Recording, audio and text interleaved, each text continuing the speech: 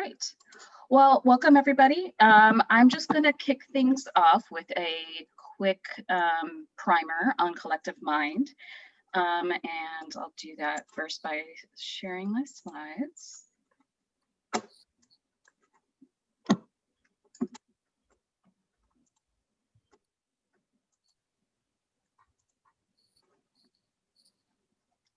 Kirsten, could I ask you to admit people while I'm introing? Would you mind? Absolutely. Okay. You need to make me code for that. Yeah, I think so. I think that just might make it easier. Otherwise, I'm just going to continually pause in my chat. Yeah. There we go. Go for it. Okay. Okay, great. Thank you.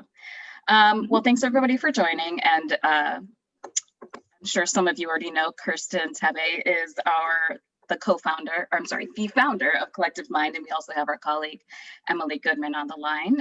So you might be hearing their voices from time to time.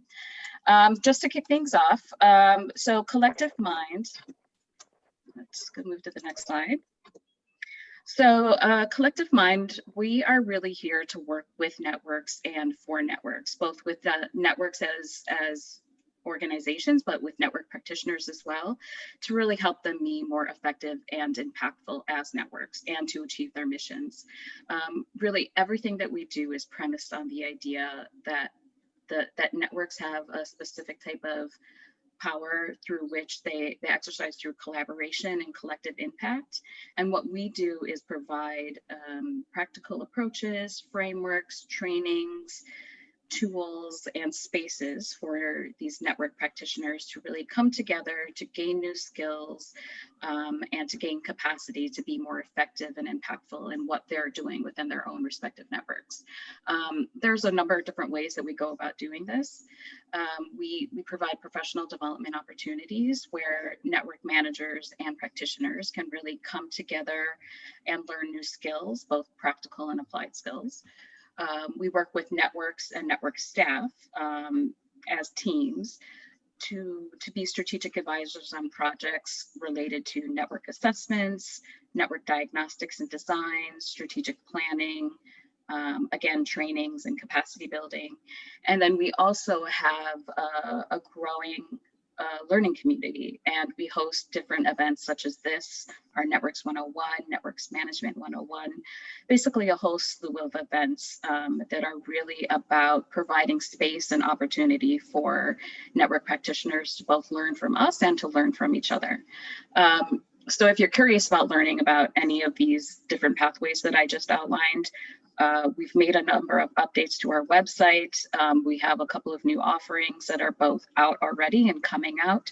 So definitely recommend visiting our website to learn a little bit more. You can sign up for our newsletter as well. We'll be releasing a number of upcoming new offerings, as well as highlighting different features on our website about our network diagnostic framework and network assessment tool. So definitely keep an eye out for those. And what I'll go to from here is to talk a little bit about the format of these community conversations. So as I mentioned, these are really for the learning community that we're trying to cultivate and that we are really growing quite rapidly. These conversations are a space that we hold to support and build a community for network practitioners. And they're really premised on the idea that the knowledge is in the room. So this virtual room is a space for network peers to learn from each other. And that's why we have different hosts come and share and rotate through these community conversations to share their experiences. And then to also have a conversation after the presentation so that you can all reflect on your experiences and share your learnings and knowledge with your peers. So that's really the premise that we're gonna have with this community conversation. And in terms of format, after our host gives his presentation, what we're going to do is just to warm people up is to break people into small groups through the virtual breakout sessions. You'll introduce yourselves to each other and have some reflections about what you heard from the presentation. Then we'll just bring everybody back and we'll have an open discussion and exchange. And so you can have an opportunity to share your learnings. So I'm going to stop talking because you're not here to listen to me. You're here to listen to our co-host. So with that, I'm going to introduce Richard Ombono. He is our Senior Program Manager from Child Helpline. This topic of network decentralization and dispersed network leadership and management is really a hot topic amongst our community. And Richard is bringing his experience both as a regional coordinator and now on a global management team. And he's going to talk about these different roles and how those experiences firsthand have helped him find different ways to organize a network to increase participation, to ensure engagement, to disperse leadership. And then we can reflect on some of those experiences that he shares. So Richard, I'm going to go ahead and stop sharing these slides and pull up your presentation, and then go ahead and turn it over to you. Thank you very much, Sima, and good afternoon, good morning to everyone. As Sima just mentioned, I am Richard Ombono. I'm working for Child Helpline International as Senior Program Manager. I've been working for the organization for more than 6 years now. And yeah, as she also mentioned, I have been working as Program Manager for Francophone Africa, Program Manager for Africa, Senior Project Coordinator, and Senior Program Manager. So maybe before starting, yeah, Sima, yeah, go ahead. I would like to share that this my presentation is a really short presentation. I will talk a little bit about Child Helpline International and Child Helpline, and then we will jump in directly into my experience as Program Manager for Francophone Africa, Program Manager for Africa, and now as Senior Program Manager working at the global level.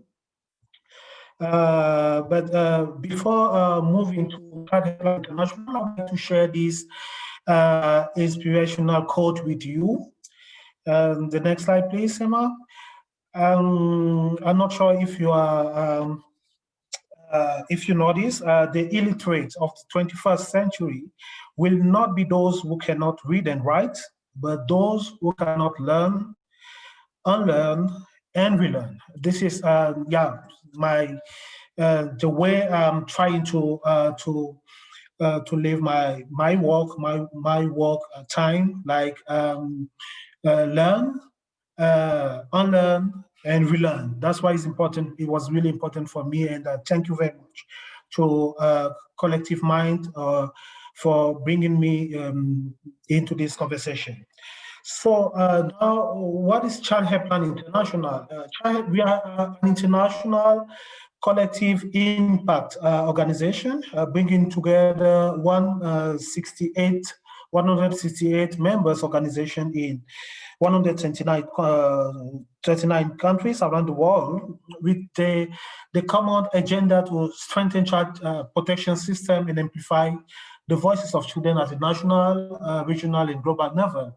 So we started in 2003 with 49 child helpline. Now we have 168, and we started with creating new child helpline, and now we are coordinating information, viewpoints, knowledge, and data that aid profound changes in child protection system and allowing us to advocate, influence, and change attitude and transform policies and practice at the national, regional, and global level. So we are also a membership organization, and we are divided into 5 main regions: Africa, Americas and Caribbean, Asia and Pacific, Europe and Middle East, and Northern Africa. But our main office, the secretariat, or maybe the coordination unit, is based in Amsterdam, in the Netherlands, and we have like 15 staff and volunteer working from Amsterdam and from other places in the world to support the work of Child Helpline International. And I just wanted also to give a short briefing on what's the Child Helpline. You have so many definitions, but we want to share this with you. It is a valuable communication service providing child-centered support to children and young people in need of experiencing crisis through counseling, access to information, and or protection-related services with appropriate referral. So a Child Helpline advances children's rights by amplifying their voice in issues that affect them. You can have more on Child Helpline following the link. The link just down the definition. So as I mentioned to you, I spent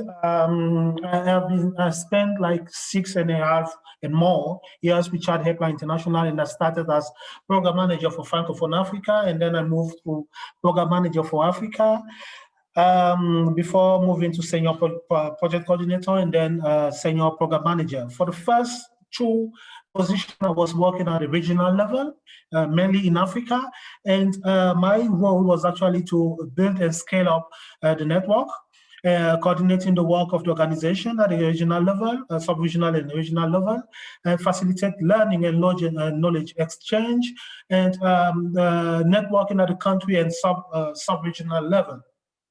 So from that 3.5 years, I learned a few key points. Like it is important to make sure the needs of members are fully understood at the local and that the local context is taken into account. It is also important to engage more partners at regional level.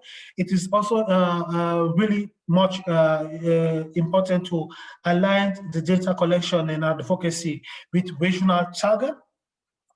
And one of the main activities that I also had to do was to establish new Child Helpline as one of the main prevention and response mechanisms to protect children and young people. We started in Francophone Africa. We started with 8, and when I was actually in that position, we had 12. And when I started as program manager for Africa, we had 28, and now we have 33 when I was leaving, and now I'm working at the global level. But it's also always important when working at that regional level and working closely with Child Helpline. As I mentioned, is to make sure everything to build from the need of the members. But when you are working at the regional level and we're an international organization with membership in all the region, you are missing sometimes a global perspective or overview on the membership, on their strength and their weakness, if you are working only at the regional level. So moving to senior program manager, I am leading the program department, and I also overseeing the activities of the organization at the global level. So it is more about like I have more coordination, more coordination role, and also leading programs at the global level. And I'm also using the lesson learned from past experience to deal with partners in each of our 5 main regions, mainly Africa and the others. And the key point here is that being at this level, so being at the global level, gives a more better overview of the membership, and is also helpful on organizing learning, knowledge exchange not only amongst members but also amongst region, because each region is really specific. They have their own vision are completely different one from another. The way they envision the role and the work of Child Helpline could be different from a country from another, and is all as well different from a region to another. So at the end of my, let's say 5 to 5.5, 6 years, I come out with a few lessons. And one of the key lessons was actually to always listen to members, and also to build from and build with and from members, because we're a membership organization. So most of the organization, most of the activities projects should be targeting to increase, improve the services, increase the quality of the services that Child Helpline are offering. So it's important to have this top-down, down-top approach. It's also always important to focus on the agreed objectives. Built with and for members, and make sure that you always focus on the agreed objectives, on what we agree together with members. But it is also important to build and maintain strong relationship and collaboration and partnership at the regional, at the national, at the regional level, and of course at the international level. When working at the regional level and even at the international level, you should be a strong advocate for the network when talking with member and with partner. And I also noticed that there is no specific way of organizing a network. Some point to take into consideration when organizing your network will be, among other, take into account the geographical coverage. Take into account the language. If there's, you can build based on the language. You can also build on cultural convergences, and you can also build on the level. In our case, in the level, if the Child Helpline is strong, if it's less strong, you can also build on that. So here, what work for network A may not work for the network B. So just to emphasize on the fact that there's no specific way, and there's no specific way. There's no specific like guideline or on organizing your network. It should be built on your activity. It should be built on what you are on your mission. It should be built on, and you should take into account those elements that I mentioned earlier. You can have others, but you should definitely build from at least those 4 main points. So now I would like to share with you a few tips for the role. When you're working for an organization, first of all, you should notice that members are our boss. By boss, I think they are the owner of the network. They are the boss of, in the organization. So the second point is do not duplicate. So let's say, for example, if I was working in setting up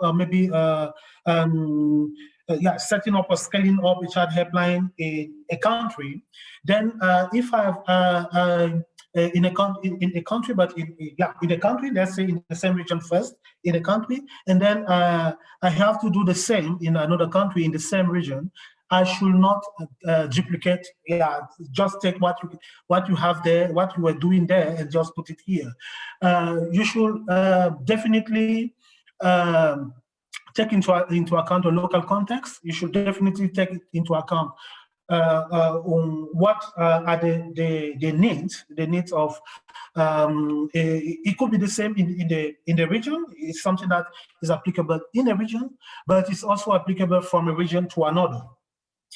So do not duplicate based on your past experience. Like I would just take this one and put it here because I've done it in the past and it works, so it's going to work even here. So no, that's not true.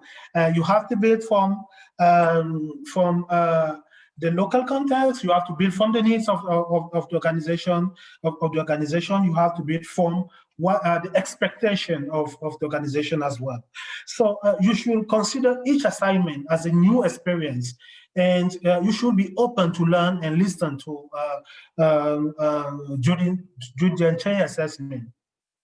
Why? Because I just mentioned it earlier, like what's work in a country A may not work in a country B, even in the same region. And project learning, training modules, everything should be created, built not only for on or a group, but always in the spirit that it should be it should benefit the whole network. So every time that you're working and you are trying to create a product for the organization, even if you are working in a specific country, you should always think like, okay, what I'm working on, what I'm creating now should not be helpful only for the organization working in this country, in this region, but it should be something that could be helpful for the whole network. So meaning for the whole organization, for the whole members based in all the organization, in the five region as it is for our case. One other thing is like if you want to appoint regional manager or regional program manager, one of the lessons that I learned and that I would like to share with you is like you should, as much as possible, bring in someone who is from that region. Even if it's not living in that region, but from that region, because that could help to establish the contact with the order. It could also help in identifying what are the main points that should be taken into account when talking, or working with those people. And the last point is about the program manager, the regional program manager. What I learned also from my experience is like he should have a solid background working at the grassroots and at the national level. Since one of the objectives of the organization, in the case of the organization I'm working for, is to support member child helpline who are working at the national level. So it is important to have that background to get so that you are able to understand well what are the main issues, because you have that experience. I'm not saying like it's not possible to appoint someone who is not from that region, or maybe who don't have that background experience, but it's always better to have this type of people on board, because they can easily understand what are the issue. They can easily establish the contact. They can easily help the other organization. So I know you have that. You may have a lot of questions, a lot of and also a lot to share as far as concerning the networking and organization at the regional and international level. So I will leave it for the question, and I hope you will I'll be having a lot of questions so that we can share our experiences, and I can learn as well from your own experience. Thank you very much, Seema, and thank you for listening.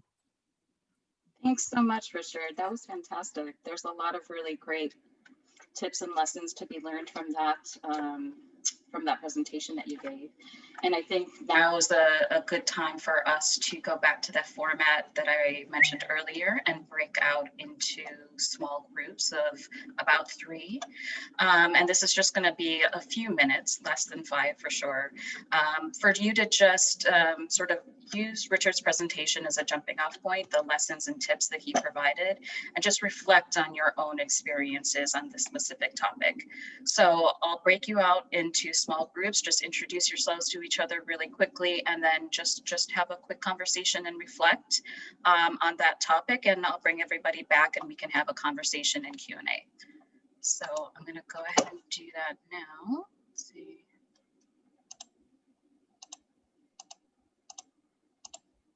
Okay. I'll see everybody shortly. Thank you.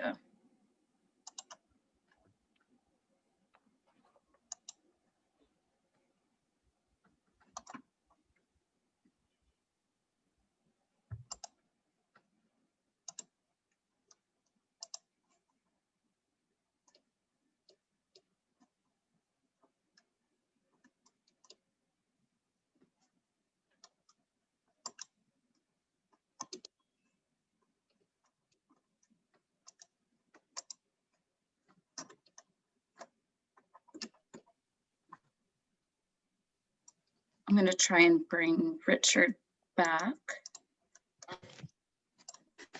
Yeah, I will Oh, there you are. definitely leave this one because my laptop is my laptop is going to stop. So Oh, I no. will I will leave here and yeah. Richard, that was great. Yeah, that really was. So good. Thank you. Yeah, I thought I was going very fast. I wanted to go slowly, but I was like maybe. Yeah. So much to share. And I love your quote too. I might use that quote. Don't be surprised if you see that in a Collective Mind newsletter sometime soon. I took it from one of my colleague, and I was like, my God, and now I'm just working with it because I think is a really great quote, and yeah, it shows what we are doing as an individual, but also as an organization. Yeah. Absolutely. Absolutely. Good. And I saw Thomas Müller is also there. Yes. We mentioned it to ECPAT, and so I thought Thomas might join. I know it's late there for him, but yeah, he joined. And Katie from Ignite was on the line too. Yeah, I saw Katie. I saw Katie as well. Yeah. Thomas is interesting because Thomas is my former boss, is my first boss. Oh, Child right, I Helpline forgot that. Yeah. Yeah. Oh, that's funny. Yeah, really funny. When I joined the organization, I was Thomas was I think he was the deputy head of program, and I was just under Thomas, and then he moved to head of program. Head of research and partnership. Yeah, so I worked with Thomas like 2 years, 2.5 years. You know, I remember being told that Thomas used to work for Child Helpline, but Yeah, I didn't put that all together in my head. That's funny. Really interesting. I really would like to hear from him because he left the organization when we were actually moving from that regional perspective to thematic perspective. And I still have a lot to say about it because now we are moving again from this thematic perspective to regional perspective again, and we are going to add regional plus thematic perspective.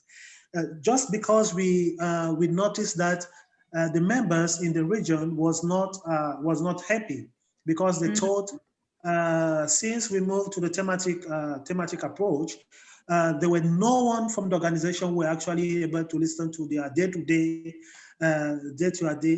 needs and to helping them in their day-to-day needs. And that's why we are moving again. And we notice again that we missed this connection, this unique connection that we should have with the members.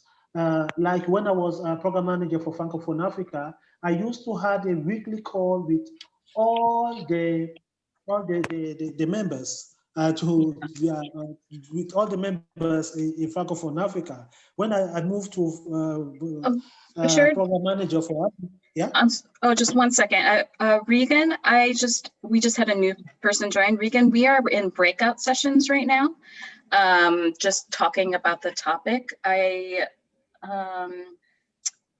wonder. We're coming back in a minute, right? We are coming back in a minute, so I'm just going to leave you here, and you can join this conversation if you like, or stay on mute. But everybody will be back in a minute, so you can stay on.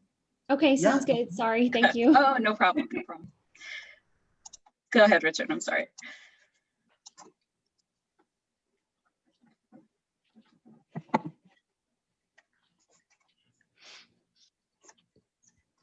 Yeah. Okay. So I was like, okay. So we were missing this connection, this unique connection with members. Yeah. And if you don't build this connection, you cannot really help them. Yeah, it's not all about helping them, but it's all about supporting them to improve their own service, their own operation, and everything. And if you don't have this unique connection, sometimes it is really important to have this personal connection with people, with members, so that you can support, and they can even call you at any time because they want to discuss something with you. So if you have only one person covering all the network, it's complete is not possible. That's why it's important to have people working close to the organization. Yeah, so that you can follow the member one by one with their differences, with their and yeah. Yeah. But anyway, I'm so sorry. I think I'll start just give people the 60-second warning. And start bringing people back. Richard, this is all, I remember we spoke about these points that you're making now. We spoke about them in August when we first talked, and they really resonated with me, which is why I so wanted you to do a session like this, because I knew you had a lot of good insights. So I'm so glad you're here. Thank you.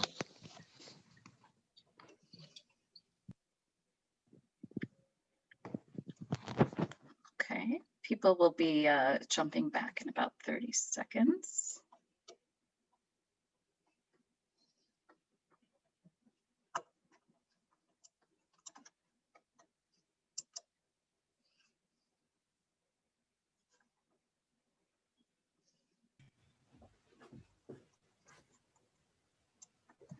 Hi, Mercedes. Thanks for joining. Everybody was broken out into individual small groups just to talk about the presentation that happened earlier. So if you're noticing some silence right now, it's just because everybody's coming back from the breakouts. Great.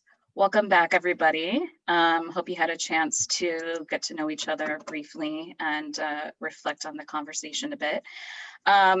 So with that, I just want to open it up right now just to have anybody who would like to share what reflections that they had and that they shared with the small groups. So feel free to unmute yourself and sort of share some of your experiences or questions.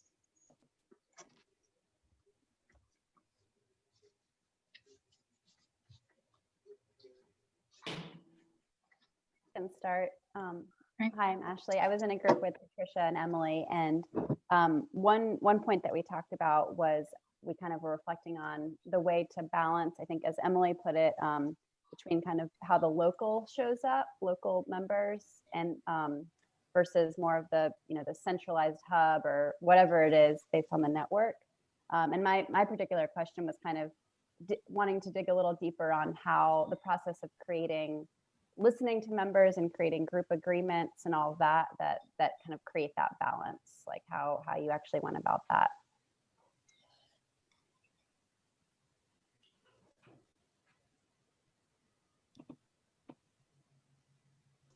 Let me unmute myself. Thanks, Ashley. That's a really great question. And just sort of staying true to the format of these. It's a question that either Richard, if you want to make any commentary on, or anybody in the group wants to share an experience about.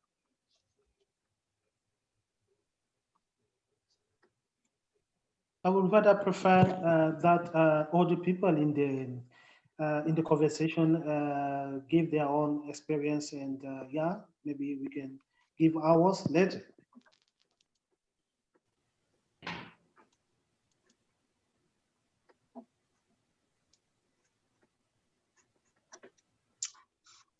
So Ashley, could I ask about the question?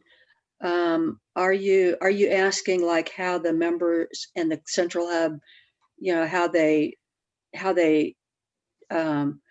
define themselves, or I'm not exactly sure what the question is. Well, I think one point was about in the tips or the reflection lessons learned was kind of listening and building from networks, and then one thing that I think was done was creating a group agreement or agreements, objectives. And so that's something I'm thinking about with the network I work with. So I'm just wondering the process of like getting to those agreements when we're talking about kind of the decentralized nature of networks. So balancing kind of the local objectives of members versus the overall objectives of the network itself. Mhm. Mhm. I mean, I guess I could share a few thoughts from my experience. I think, so it's really for me based in the principles that are used. There's so many different kinds of processes you can use. Talk for days just about the different kind of models you could use for collective decision making. But what I have found, regardless of whether you have kind of a central committee or an organization or a large group, or whether you're completely decentralized, what is helpful is to kind of use a few key principles in how you make sure that you are both balancing this need to come to a decision, but also to incorporate as many perspectives. One principle that I've always found useful is the feedback principle. So you collect as much feedback, and this was spoken about in the presentation, collect as much feedback as possible. I think the key there is the feedback has to both be collected and integrated. That doesn't necessarily mean all the people who give the feedback have to be kind of decision makers, but they need to be included, and they need to kind of make sure that their voice, they feel like their voice is included. Another thing I think is this kind of known in decentralized space of like organizational theory of kind of the advice principle. And it's the idea that I make a final decision, but I have kind of I base it on your advice. So it's in my hands, but I've listened to all of you. And that's kind of the second part. There's a third part that I was going to say as well, but it's slipping my mind. Feedback, advice. Sorry if it comes back to me. Consensus. The other idea is consensus, which is something that is very radical, but very simple as well when you think about it. It's the idea that I've done this a lot when you get to people and you don't really know you don't really know the room sense. Not everybody fully agrees, but you want to move on. You do a thumb voting process. Down means I object, which means the conversation has to continue because there's something seriously wrong with it. Up means I like it, sounds great. Sideways is the most important one. It means, and this is the idea of consensus, it's not my favorite idea, but I can live with it for now, knowing that maybe we can come back to and adjust it in the future. So as long as you get people from here to here, then you can move on. If you get people here, you have to stop. So I think kind of really, no matter what the structure is, those are the key principles I found the most useful. Yeah, I think we have to. You have a certain organization having like a global, let's say global office, and having members at the country level, and you have some organization having global, like global offices, regional offices, and also country offices. But it all depends on your own organization. But I think the most important here is to have is to agree on the common, to have a key principle in place on how the decision making is going to be done, on when the decision making, when we can consider a decision that as approved, who is doing that, and to put in place like a really good and well-known process. It's all about the processes as well. So I would take, for example, in our organization, we are a network organization, so we have, let's say, a coordinating unit based in the Netherlands, and we have members, independent members organization at the country level. So at the country level, they have their own chart, their own article of organization and everything. So they work at the national level as an organization, at the national level. But when it's come to the whole organization, and when we want to have a, let's say we have something that we want to bring in the network, I think the first thing, as I mentioned, is build, reach, and inform members. So is that you should agree on it. You should agree on it with the members, or if it's not with the whole network, you can have a structure in between, like between the two General Assembly. You can have in Child Helpline International, we have the supervisory board. It is made of 5 international, well-known child rights defender, or maybe people, and then we have 5 regional representatives in that organization, and we meet twice per year. So and then if we want to discuss something, or maybe we want to bring in something in the network, then it's something that needs to be first decided in this during one of those meetings. And then the secretary, or maybe the coordination unit, will be working closely, like with the whole team in Amsterdam and based out of Amsterdam, to have something in place. And then we will come back to the supervisory board for let's say the endorsement first, and then we will have the whole process with the whole membership. To have it disseminated with members, to have their feedback, and so that at the end of the day, when we have the General Assembly, which is made of the whole network, you will have some. They can definitely approve it, because they were part of. They were at the beginning, and they are at the end of the process. At the process as well. As far as concerning the nomination of the people that are representing the region, it is. I can also share that experience with you. We manage not to have elections, to have votes. So it is a nomination process, and everything is done. We want to have a consensus. So we have no votes. If we have two people presenting themselves to be the regional representative, we'll be just during the meeting ask them if they want to go out and have 5 minutes to discuss and agree, and then come back. If it's not possible, then, but at the end of the day, we always want to have the consensus in place, because we think like if we have a vote, you can have people voting for you, and you can have people that don't want you to be appointed at the position. So we are doing everything using the consensus. It's also one thing that we can use. So we have, first of all, doing things for members. We should be from the members, and the members should be at the beginning and at the end of the process.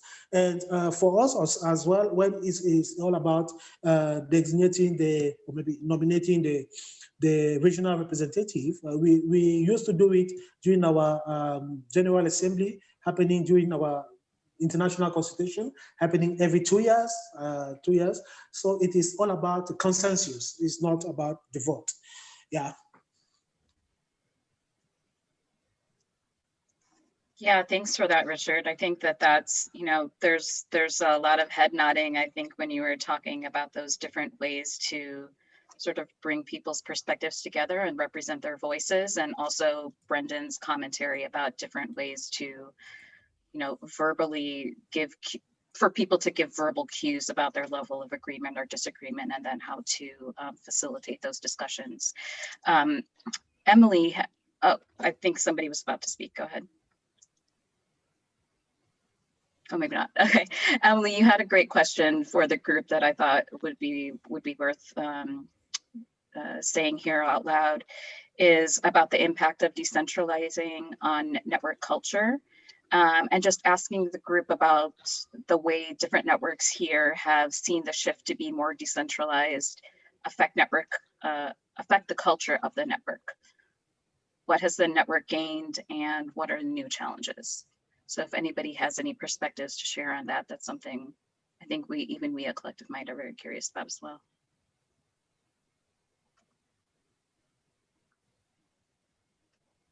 I can jump in again and then share our experience.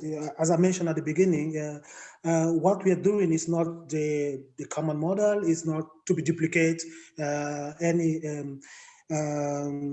all the time. You should build on your own needs, on your own based on your own drive. But for as concerning Child Helpline International, we just share our own experience. Like, okay, 4 years ago, we moved from a regional perspective, so having people working directly at the regional level with organization at the regional level to thematic perspective. So the idea was because we were missing this global overview of things, and we were missing. We thought we were missing this culture because a lot of things was done at the regional level, and we had not too much things done at the international level. So we thought we were missing this organizational culture. But at the end of the day, we are now moving again from this thematic perspective to the regional perspective we had in the past. Even if we want to combine the two, having this regional perspective, so bringing this opportunity for members to work with members at the regional level, to work with members from their own need, to have this this connection with members at the regional level, to have this connection with partners at the regional level, but also have somehow this thematic perspective. So looking at the whole network from one place.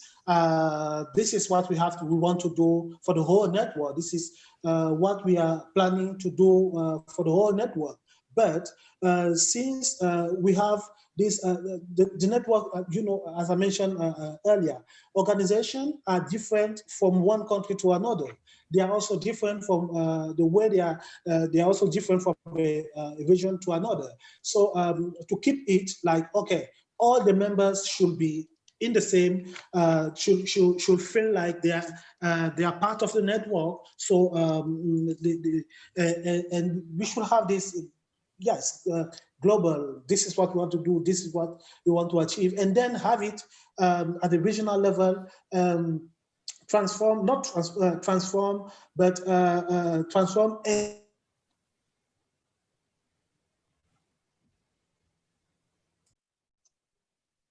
I'm afraid we lost Richard. By Oh, regional people as well. Thank you. Richard, would you be able to repeat that last line? I'm not sure. That's always a little bit hard to remember what you just said, but you cut off for a second. Oh, sorry. So I was like, yeah, you should keep this. You should keep this organizational culture at the global level. Yes, like determining what are the key things that need to be done. Determining maybe as we are doing now the quality standards. Quality standards is for all the network as well. You are operating in Africa, you're operating in Europe, you're operating in Asia and Pacific. So the quality standard apply to all of us. But we still have to build this connection at the regional level, maybe to have this, like I was mentioned before, this connection with people. Try to bring this global standard to something that is doable at the national level, together with the members operating child helplines at the national level. Again, it's not the ideal picture of what should happen, but we are doing it, and I think it's working. Yes, of course, we have some issue that need to be addressed, but it's working. Yeah. Yeah, go ahead.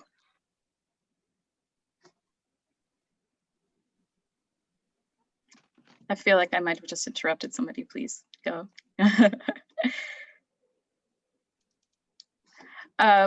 Well, to get to, actually, that just might be my own echo. That's a little disconcerting. Rose, your question, I think, is a really good one, and I think we might have some good perspectives from the group about any tips for assessing the degree to which a network is decentralized or becoming decentralized.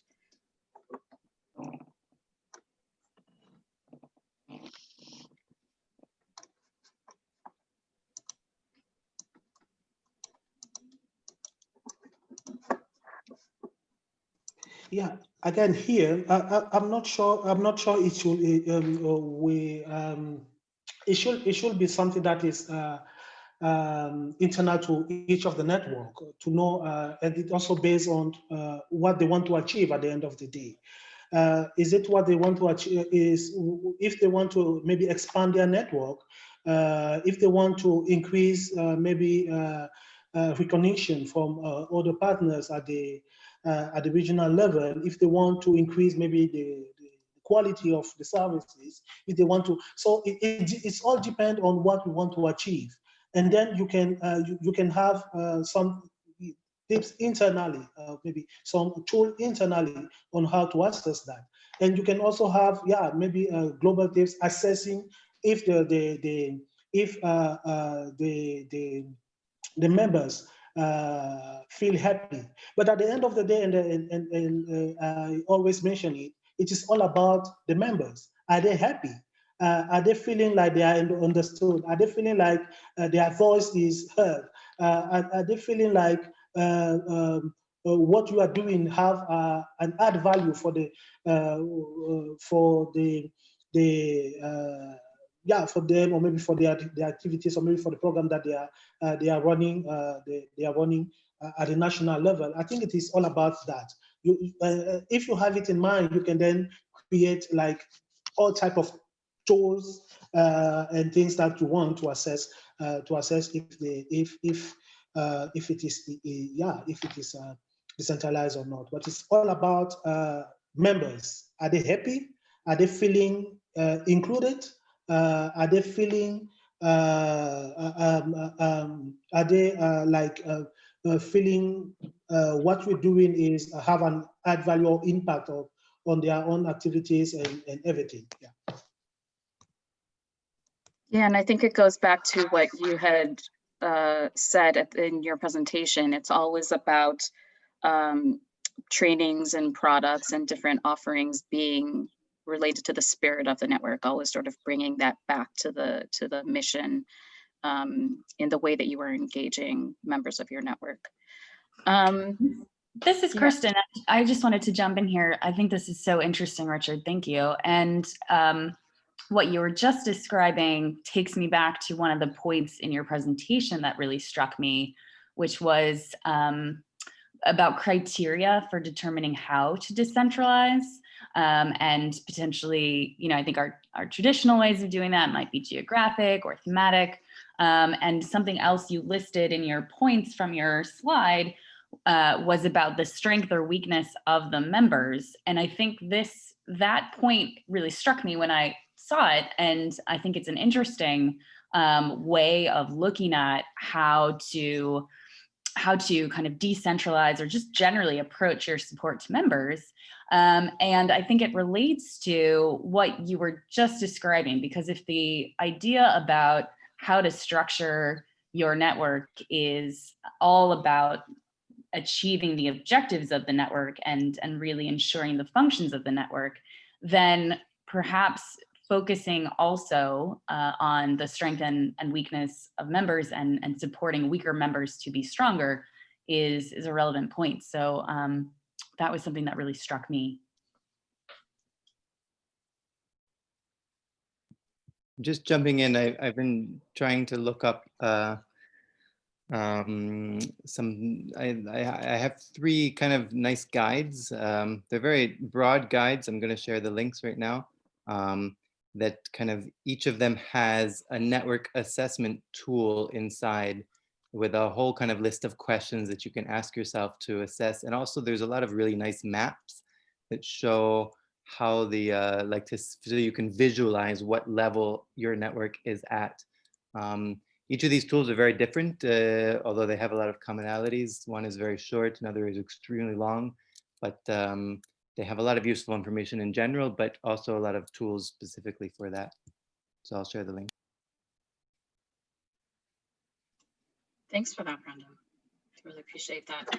I had another question that I kind of wanted to just ask as an area that's just beginning to pull itself together as a network. So, you know, but, you know, the reason that the workshop was so interesting to me about the idea of decentralizing the balance between network identity and like project autonomy or area autonomy. I'm not sure, how other people feel that, but I'm really curious about people's experience with creating a network identity that is diffused like that. If anybody has comments about that, and because one of the things Richard mentioned was the keeping the focus on the goals of the network.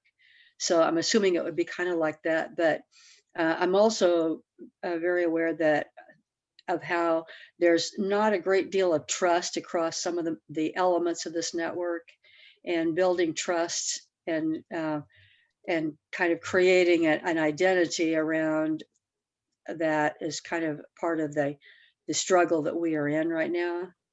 And I just wondered if people had comments about that.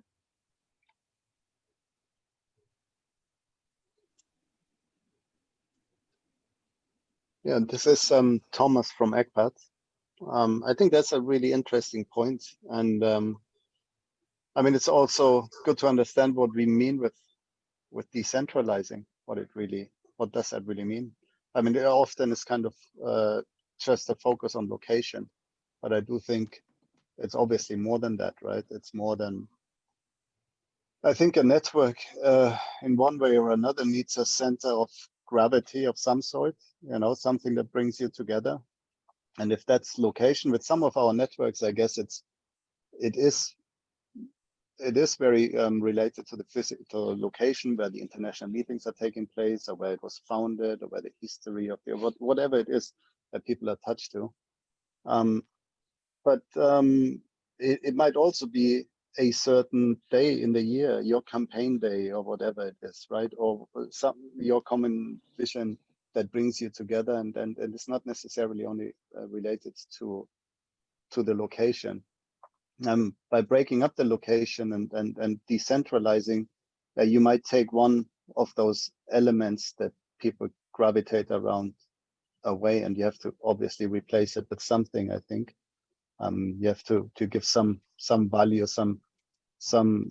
something that people can associate with. I think especially as we increasingly go online and operate online, it needs these kind of things that create that gravity, that make people understand that they're actually part of a bigger thing.